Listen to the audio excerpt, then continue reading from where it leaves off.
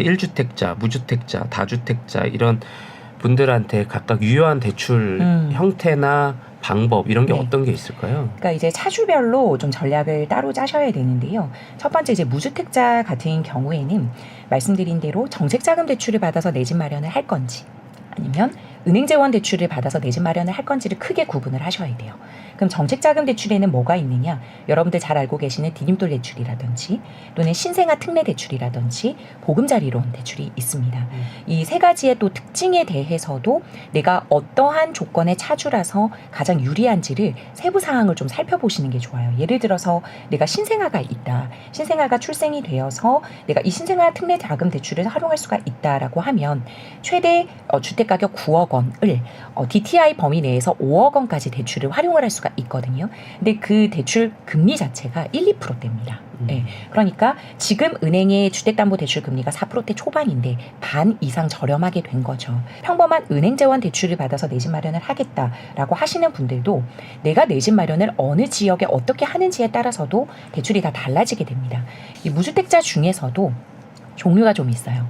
서민 실수요자 요건도 있고요. 생애 최초 요건도 또 다 따로 있거든요. 서민 실수요자 요건의 무주택자라고 하는 건 부부 합산 연소득 9천만 원 이하의 무주택 세대주가 투기과열지구의 9억 원 이하의 아파트 주택을 구매를 할 때 그 서민 실수요자 요건으로 최대 LTV 70%까지 활용을 할 수가 있거든요.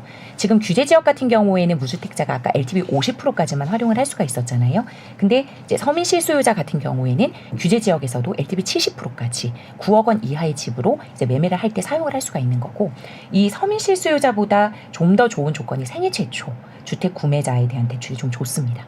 왜냐하면 LTV 80%까지 열어주거든요. 근데 이 LTV 80%라서 10억에 내 집 마련할 때 8억까지 나오냐? 그건 아니고요. 대출 한도가 6억 원까지로 제한이 되어 있습니다. 그 6억도 DSR 범위 내에서, 즉 소득이 되어야 나오는 건데요. 이 생애 최초 같은 경우에는 10억짜리 집을 5억 전세 끼고 산다라고 하면 5억의 자본금이 필요하잖아요. 근데 이제 생애 최초 같은 경우에는 LTV 80%까지 6억 원 한도 내에서 대출을 활용을 할 수가 있기 때문에 전세 5억 원 뒤로도 후순위 담보 대출이 3억 원이 그 DSR 범위 내에서 더 나옵니다. 연봉이 좀 있고 그리고 좀 많은 대출이 필요해서 하시는 분들은 은행 재원 대출을 선택을 합니다.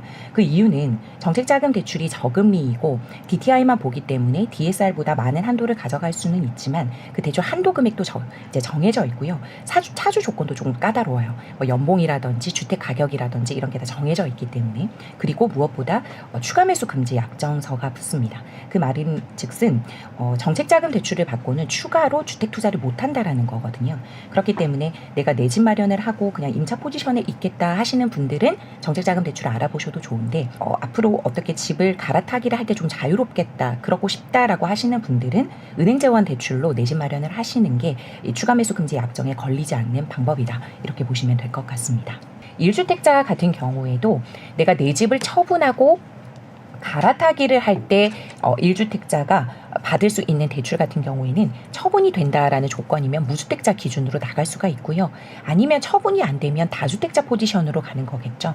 그러면 이제 규제 지역에서도 다주택자 같은 경우에는 LTV 30%, 비규제 지역에서는 LTV 60%가 소득 범위 내에서 나오기 때문에 1주택자도 갈아타기 조건으로 갈지 아니면 다주택자 포지션으로 갈지에 따라서도 다 나눠진다, 이렇게 보시면 될 것 같고요. 그리고 다주택자 같은 경우에도 매매 잔금으로 쓸지 아니면 생활안정 자금 대출로 받을지에 따라서도 좀 많이 나눠진다, 이렇게 보시면 될 것 같습니다. 그래서 좀 많이 복잡한데 지금 내 집 마련을 하는 포지션인지 아니면 전월세로 갈 포지션인지 그 다음에 생활안정 자금 대출로 갈지에 따라서도 다 달라진다. 그래서 지금 이제 정리를 하면 내가 어떠한 대출을 어떤 전략을 가지고 어떤 포지션으로 받아야 될지에 따라서도 각 대출 전략은 다 달라진다, 이렇게 보시면 좀 좋을 것 같아요.